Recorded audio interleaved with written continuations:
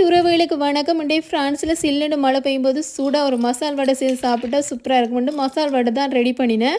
இதுக்கு நான் கடலைப்பருப்பு ஊற விட்டு எடுத்துருக்கிறேன். அதோட தேவையான உப்பு சேர்த்து மிக்ஸி ஜாரில் கொஞ்சம் கூட தண்ணி சேர்க்காமல் அரைச்சி எடுத்துகிட்டு வர போகிறேன்.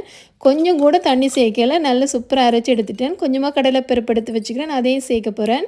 அடுத்ததாக ஒரு பெரிய சைஸ் வெங்காயம், 2 பச்சை மிளகா, கொஞ்சமாக கருவேப்பிலை சேர்த்து இந்த கட்டரில் வந்து நல்லா குட்டி குட்டியாக கட் பண்ணி எடுக்க போகிறேன். நல்லா குட்டியாக கட் பண்ண இந்த மசால் வடைக்கு சூப்பராக இருக்கும். அடுத்ததாக இஞ்சி உள்ளி பேஸ்ட் தான் சேர்க்குறேன். அடுத்ததாக தனி மிளகாத்தூள், கொஞ்சமாக பெருஞ்சீரகம் சேர்த்துட்டு எல்லாத்தையும் நல்லா ஒரு தடவை மிக்ஸ் பண்ணி விட்டுடலாம். நல்லா மிக்ஸ் பண்ணி விட்டுட்டு இப்போ வந்து பாருங்கள், நல்லா மிக்ஸ் பண்ணிட்டேன்.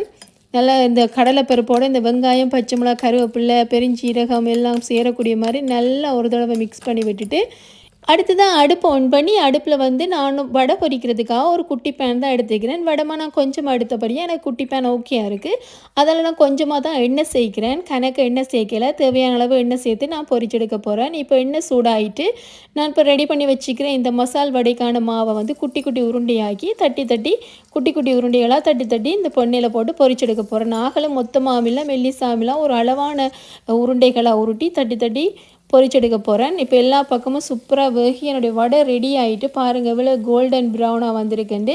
நான் வந்து வடையை வந்து பொரிக்கும் போது அடுப்பை வந்து நல்ல லோ ஃப்ளேமில் வச்சு தான் பொரிக்கிறேன். அப்போ தான் எல்லா பக்கமும் நல்ல மொறுன்னு வேகி வரும்.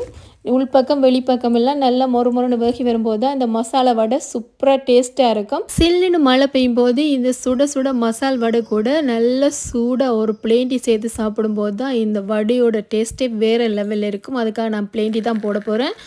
நான் வந்து வழமையாக இந்த மசால் வடை ரெடி பண்ணுறதை விட இந்த முறை நான் செய்த மசால் வடை உண்மையிலேயே வேறு லெவலில் இருந்தது. அதுக்கு நான் ஒரு சின்ன மிஸ்டேக்குன்னு தான் காரணம். என்னென்னு சொன்னால், நான் வந்து ஒரு நாளைக்கு முதலே இந்த கடலையை பருப்பை நான் ஊற விட்டுருந்தேன். நான் தவிர்க்க முடியாத காரணத்தால் நான் வடை சுடையில் தண்ணியை வடிச்சிட்டு நான் ஃப்ரிட்ஜில் வச்சுட்டேன் அந்த கடலை பருப்பை. இன்றைக்கி நல்ல சூடாக சாப்பிட்லான்னு சொல்லி தான் இன்றைக்கி நான் இந்த வடையை ரெடி பண்ணேன். ஆனால் கொஞ்சம் கூட தண்ணி சேர்க்காம தான் நான் இந்த வடையை மாவை ரெடி பண்ணேன். ஆனால் நல்ல சூப்பராக வந்தது. டேஸ்ட்டுமே நல்லா இருந்தது, நல்ல கிறிஸ்பியாக இருந்தது. பழமையாக செய்கிற விட ஃப்ரிட்ஜில் வச்சது தான் காரணமோ இன்னும் தெரிஞ்சிருந்தால் நீங்கள் எனக்கு கமெண்ட்ஸில் சொல்லுங்கள். நீங்கள் அப்படி ட்ரை பண்ணுறீங்களா இல்லையாண்டு.